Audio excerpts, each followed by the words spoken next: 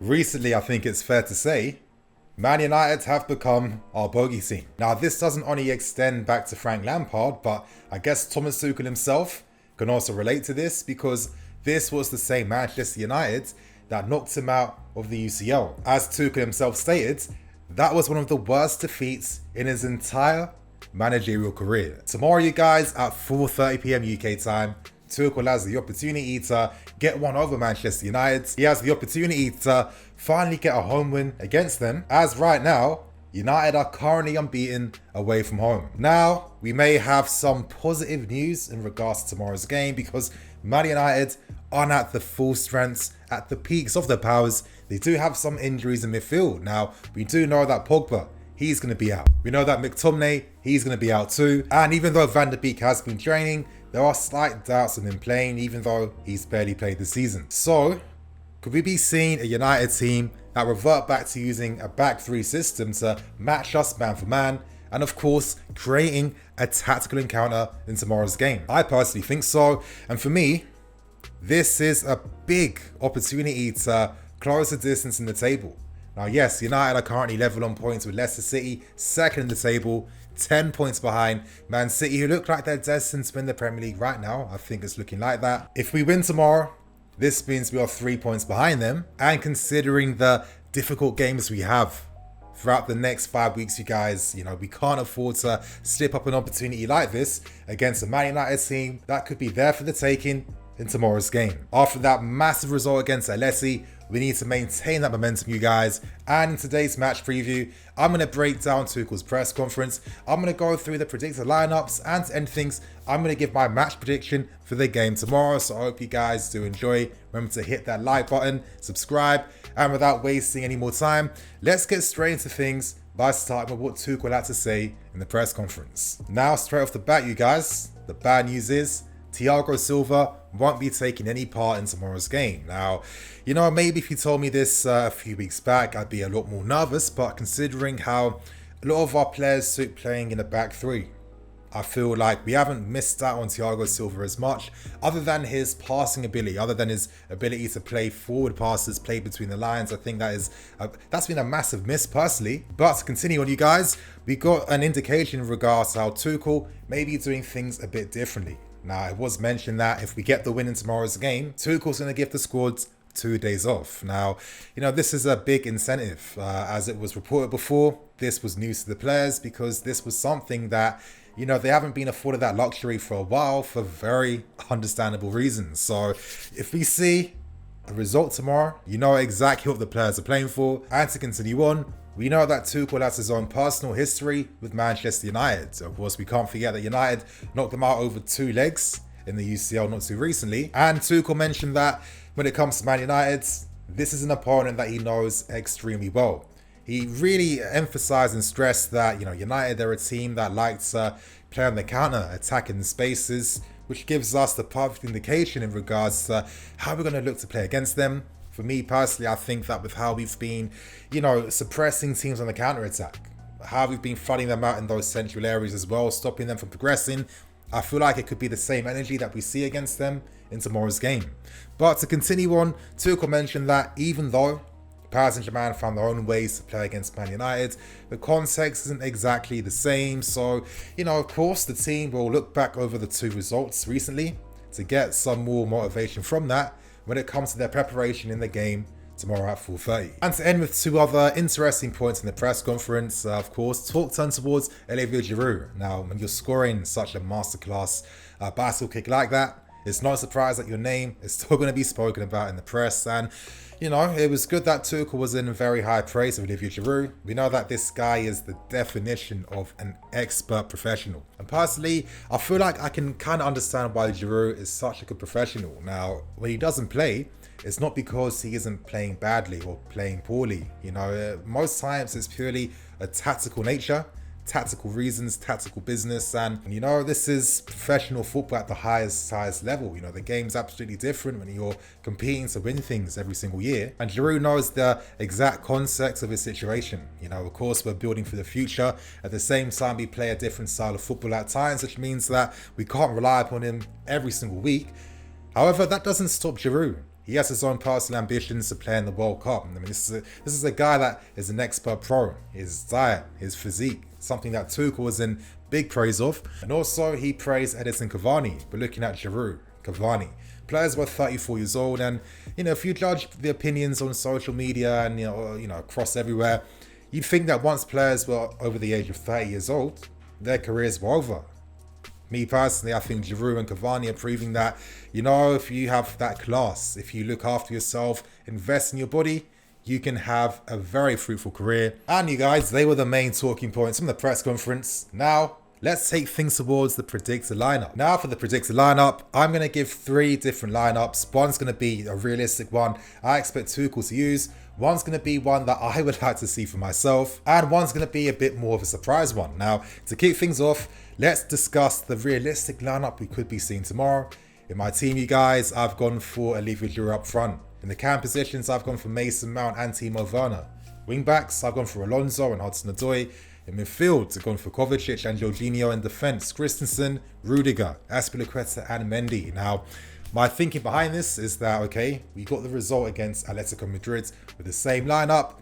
If it ain't broke, don't fix it. I feel like, of course, in football, especially in games like this, momentum can be a crucial thing in helping give you that advantage to get the result in those must-win games. I think, of course, with Olivier Giroud, it'll be interesting to see how he battles potentially against Maguire and the back 3 of Manchester United. It's going to be interesting to see how our wing-backs battle against theirs as well, considering that our players are very suited to this style of football, and considering our possession-based nature as well.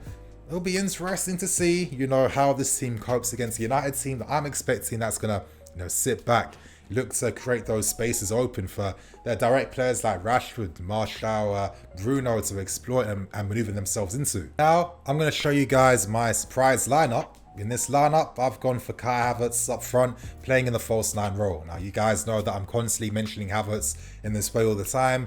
Behind him, Timo Werner, Mason Mount. In midfield, I've gone for Kova and Kante. For wing-backs, I've gone for Ben Chilwell and I've gone for Hudson-Odoi. And in the back 3, Rudiger, Christensen, Azpilicueta with Mendy in goal. Now, for my thinking behind this lineup, I'm looking at Kante, I'm looking at Man United, and I do feel like it's very important that, we have a player in midfield that is able to win those crucial tackles in the central areas, especially against a Man United team that, if you're getting caught out in those areas, they have the quality to just break through you, counter-attack and potentially create danger against you. So for me, Kante's one of those guys where you can't skip past him easily compared to the other midfield players. And, I'd like to see him play tomorrow to give me more of that confidence, knowing that, okay, we have the midfield to support the team. For wing-backs, I've gone for Ben over Marcos Alonso. And my reasoning behind this is that for the pace, I think that Ben, can definitely play that role.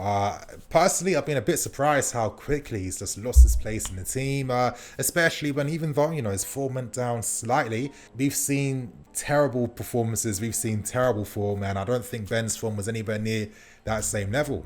Against United, against their pace, that pacing behind as well to stretch and exploit them, he could be a handy player to use as well. And of course, up front, Kai Havertz, false 9. I've been saying for a long time, you guys, Kai Havertz, this guy's been playing this role last season at Leverkusen. As I said, last season at Leverkusen, for the first half of the season, he was playing his traditional number 10 shadow striker role, and he was struggling.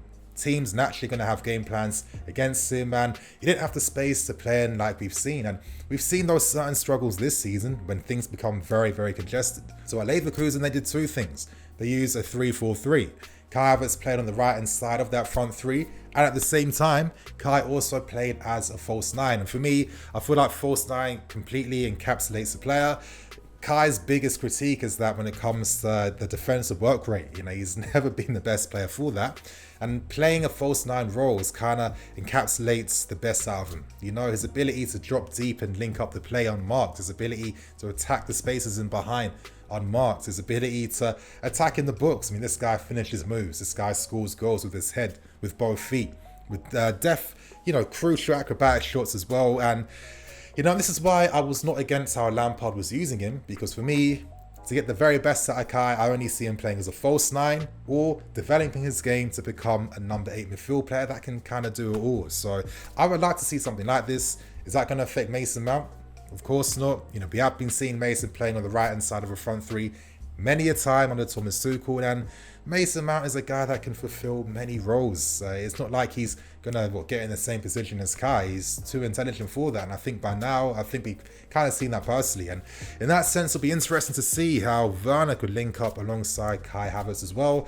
You know, I've got big eyes on Timo Werner, to be honest. And now, you guys, I'm going to show you a lineup that I would like to see in tomorrow's game. Now, as you guys can see, I've gone for Kai Havertz as a false nine. Alongside them, I've gone for Mason Mount and Callum Hudson-Odoi. In midfield, I've gone for Kante and Jorginho. Wingbacks, I've gone for Reece James. I've gone for Ben Chilwell down the left-hand side as well. In defence, I've gone for Aspie, Chris, Rudiger, and I've gone for Mendy in goal. Now, you might be wondering, Nini, why is there no Timo Werner? And you know, I have to keep it real. Of course, you know, I've seen Werner play at Leipzig. He's always been like a system player for me. He's a guy that gets on the end of moves to finish them. And I can see why he was signed with that knowledge, of course, in the last summer window. But even though one of the weaknesses behind his game was his technical game, I didn't actually realise how weak it actually was in real life. Of course, in the Premier League, it makes things harder because there is less space to play in as well. Players become very, you know, it's a very man-to-man game here. Very physical as well, big guys, and I don't know, I feel like in that sense, Werner's technical game has definitely been highlighted, and it definitely is a bit of a weakness. One thing that I get a bit frustrated with at times is him constantly getting the ball to his left foot and just blindly putting a cross in. I'm just thinking, should be a bit more to your game than just reverting back to that. And yeah, people will say that, yeah, his performances have got better. I've been saying that too for the team. Definitely the work rate as well has been really good. But at the same time, this is Chelsea Football Club. We're a team that looks to win things. You know, you want the work rate as well as the quality on top of that. And I don't know, I just don't see the need why he has to start every single game, why he's like the first choice starter in attack. Yeah, I know you want to get his confidence back, but there's also other players we have, many attacking players. I would like to see Hudson-Odoi actually get game time playing on the left wing. I know he's got the quality, you guys. I know he can definitely make it work down that side. And, you know, that combinational play with him, Mason and Havertz, I feel like there'd be a bit more imagination, a bit more fluidity in the link-up as well. And with Reece James as the wing-back, where Mason Mount can obviously switch positions to link up with him, and Hudson-Odoi can do the same thing as well. I feel like maybe this type of attacking lineup could bring more imagination to an attack that can look a bit rigged at times. But anyway, you guys, that was the predicted lineup. And now to end things, my match prediction, I'm going for a 1-1. Now, ideally in my head, I'm hoping for a 2-1 win. I feel like that could happen, but at the same time, you know, I've seen these games come time and time again over the years. I get my expectations up way too high, and in the end, the realism kicks in. I would not be surprised, you know, considering United might be using a back three system, which is looking very likely compared to ours. When games are man v man, as we saw against Atletico Madrid, it becomes about the individual players in the fields, the moments they produce, and the responsibility that these guys take. I just think at this point in time, yeah, we're that team in the defense and in midfield, but it's not translating perfectly into attack at this point in time. So that's my reasoning behind a 1-1 draw. But anyway, you guys, on that note, I'm the EFC, this is Blue Lines TV. I hope you guys enjoyed. I'll catch you guys later with some more videos.